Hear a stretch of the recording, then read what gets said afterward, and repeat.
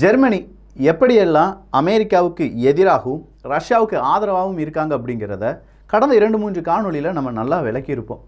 என்ன விளக்குனாலும் சரி, Russia Ukraine போரில் நம்ம அப்டேட் மாதிரி தெளிவான அப்டேட் எதுவுமே இல்லை அப்படிங்கிற உங்களுடைய கருத்துக்கள் இருக்குது பார்த்தீங்களா?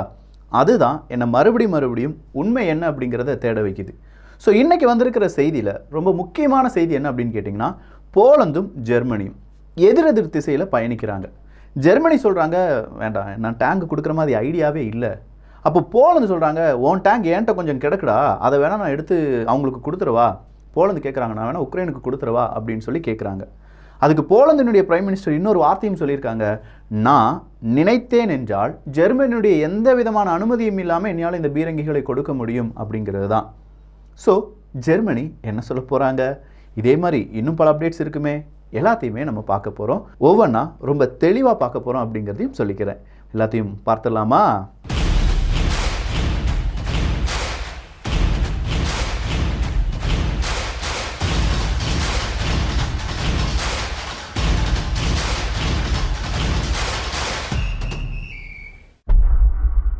டாபிக்கெல்லாம் போகிறதுக்கு முன்னாடி நம்ம நிறைய பேர் இந்த யுத்தம், அதே மாதிரி பல விஷயங்கள்லாம், இல்லாட்டி கொரோனாவால் இப்படின்னு சொல்லி பல இடங்கள்லையும் முடங்கி இருப்போம்.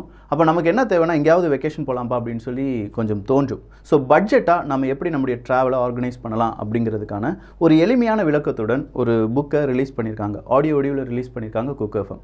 ஸோ அந்த புத்தகத்தை நீங்கள் கேட்பதற்கு குக் எஃப்எம் டவுன்லோட் பண்ணிக்கோங்க. டவுன்லோட் பண்ணுறதுக்கான லிங்க் எல்லாமே டிஸ்கிரிப்ஷனில் இருக்குது. அப்படி டவுன்லோட் பண்ண பிறகு 50% டிஸ்கவுண்ட் கிடைப்பதற்காக நீங்கள் யூஸ் பண்ண வேண்டிய கோடு என்ன அப்படின்னு கேட்டிங்கன்னா, வாக்ஸ்50 அப்படிங்கிறது தான். வாக்ஸ்50 அப்படிங்கிற கூப்பன் கோடை யூஸ் பண்ணி தமிழ் ஆடியோ புக் சம்மரி, இன்னும் பல லாங்குவேஜில் ஆடியோ புக் சம்மரி எல்லாமே நீங்கள் கேட்கலாம். குக் எஃப்எம்மை காண்டாக்ட் பண்ணுறதுக்கான லிங்கும் டிஸ்கிரிப்ஷனில் இருக்குது. கேளுங்க, மனதுக்கு பிடித்ததை. ஸோ போலந்து பிரைம் மினிஸ்டர் சொன்னது தான் இன்றைக்கி ரொம்ப வைரலாக ஓடிட்டுருக்குப்பா. நான் வேணா என்னுடைய லெப்பர்டு டேங்கை கொடுக்க போகிறேன் அப்படின்னு சொல்லியிருக்காங்க. போலந்துக்கே இன்றைக்கி தான் ஜெர்மனியுடைய 2 பேட்ரியாட் மிசைல்ஸ் வந்து இறங்கியிருக்கு அப்படிங்கிற அப்டேட்டை போலந்து மறந்துட்டாங்க. ஏன்னா போலந்து ஒரு நேட்டோ நாடு. அந்த நேட்டோ படையில் இருக்கக்கூடிய அந்த நாடுகளுக்கு தேவையான பேட்ரியாட் மிசைல்ஸை யார் கொடுக்க போகிறாங்க? ஜெர்மனி கொடுக்க போகிறாங்க அப்படின்னு சொன்னே ரொம்ப பெரிய அளவில் வரவேற்றார்கள். எனக்கு பேட்ரியாட் மிசைலா? ஆமாப்பா, தேவைப்படுது. எப்போ வேணும்னாலும் இந்த போர் ஏன் பக்கமாக திரும்பிடலாம். அதனால் நானும் இந்த ஏர் டிஃபென்ஸ் சிஸ்டத்தை ரொம்ப உறுதிப்படுத்த வேண்டியதாக இருக்குது. எனக்கு நீ பேட்ரியாட் மிசைல் தந்ததுக்கு நன்றி நண்பா அப்படின்னு சொல்லி போலந்து ஜெர்மனிக்கு ஒரு நன்றியை சொன்னாங்க. நன்றியை சொன்னதோடு மட்டும் இல்லாமல் கீழே உபயம் அப்படிங்கிறதுக்கு பதிலாக இன்னொரு கோரிக்கை அப்படிங்கிறத வச்சுருந்தாங்க. அது என்ன கோரிக்கைனா, இதே மாதிரியான பேட்ரியாட் மிசைலை நீங்கள் யாருக்கும் கொடுக்கணும், உக்ரைனுக்கும் கொடுக்கணும், என்ன ஆனாலும் சரி, அப்படி இல்லைனா உங்களுக்கும் எனக்கும் அப்படின்னு சொல்லிட்டாங்க.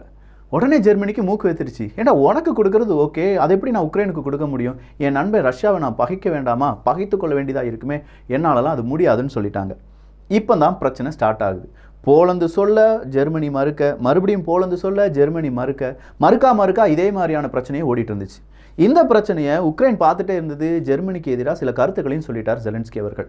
போலந்து கேட்குறான்ல, பேட்ரியாட் மிசைல் எனக்கு கொடு, நீ கொடுக்கலாம்ல அப்படின்னு சொன்னோன்னே இந்த பக்கமாக இருக்கக்கூடிய இஸ்ரேலுக்கும் உக்ரைன் என்ன செஞ்சாங்க? சேர்ந்து வேறொரு விஷயத்த சொன்னாங்க. அயன்டோம் எனக்கு தரலாம்ல, எனக்கு தான் பேட்ரியாட் மிசைல்ஸ்லாம் வரப்போகுது அப்படின்னு சொல்லியிருந்தாங்க.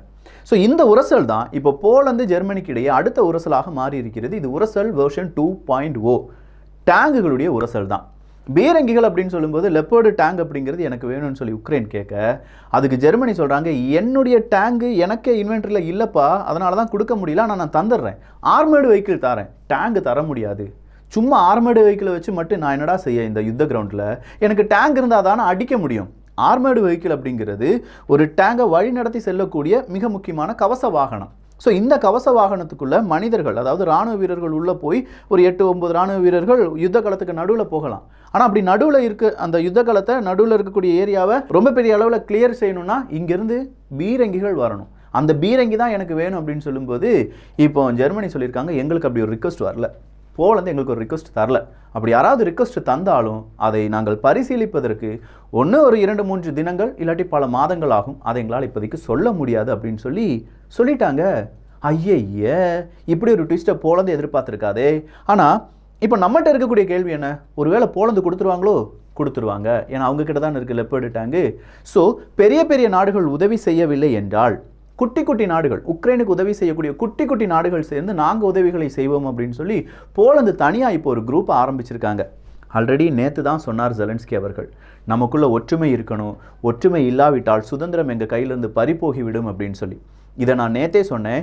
ஜெலன்ஸ்கி அவர்களுடைய இந்த மெசேஜ் அங்கே இருக்கக்கூடிய உக்ரைன் மக்களுக்கானது கிடையாது.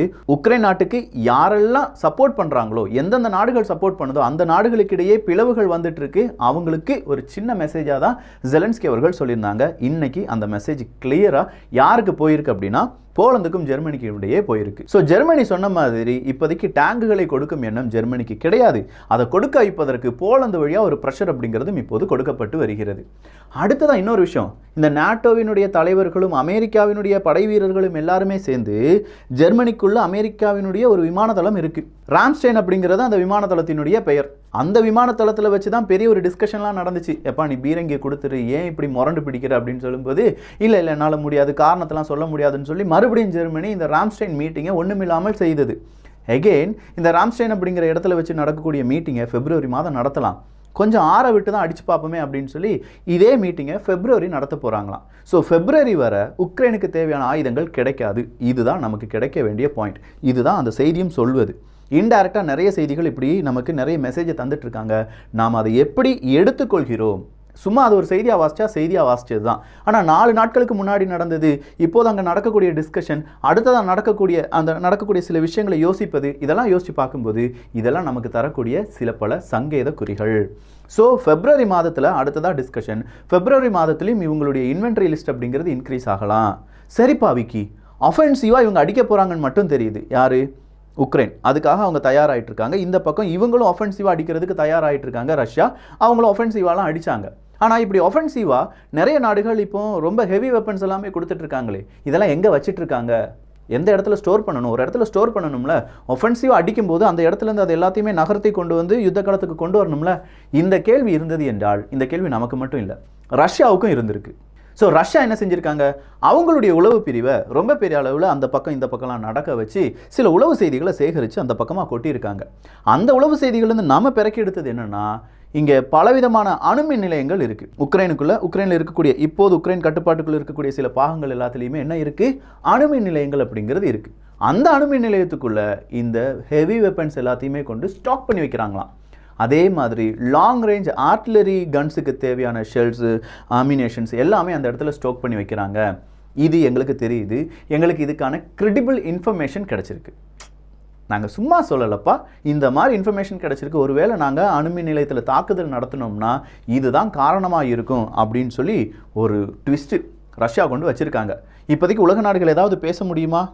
அவன் அங்கே வச்சிருப்பான், ஆனால் இவன் அடிச்சிட்டானா என்ன சொல்ல முடியும்? எதுவுமே சொல்ல முடியாதே. இவங்ககிட்ட தான் கிரெடிபிள் இன்ஃபர்மேஷன் இருக்குன்னு சொல்கிறாங்க. ஃபோட்டோஸ்லாம் எடுத்து வச்சுருப்பாங்க. ஏன்னா ரஷ்யாவினுடைய உளவு பிரிவை பற்றி நமக்கு தெரியாதா? எவ்வளோ வரலாறு படிச்சிருப்போம். ஆனால் இன்னொரு விஷயத்தில் ரஷ்யா மறுபடியும் ஒரு ஹிண்ட்டு கொடுத்துருக்காங்க. அது என்ன ஹிண்ட்டுனா, எப்பா ஜெர்மனி, நீ உன் டேங்கை வச்சு உக்ரைன் வழியாக எனக்கு ஒரு தாக்குதலை நடத்துகிறாய் என்றால் உனக்கு பெரிய பாதிப்பு வருதோ இல்லையோ, உக்ரைன் நீ பே பண்ணுவ, உக்ரைன் வில் பே அப்படின்னு சொல்லி கொடுத்துருக்காங்க. ஸோ வேறு நாட்டவர்களுடைய யுத்த கலன்களை வைத்து, ஆயுதங்களை வைத்து ரஷ்யாவுக்கு எதிரான தாக்குதலில் உக்ரைன் ஈடுபட்டது என்றால் உக்ரைன் வில் பே. அதுக்கான கான்சிக்வன்சஸ் அப்படிங்கிறது ரொம்ப ஹெவியாக இருக்கும். இதையும் ரஷ்யா சொல்லிட்டாங்க. இவ்வளோதான் சொல்லியிருக்காங்களா? இல்லையே.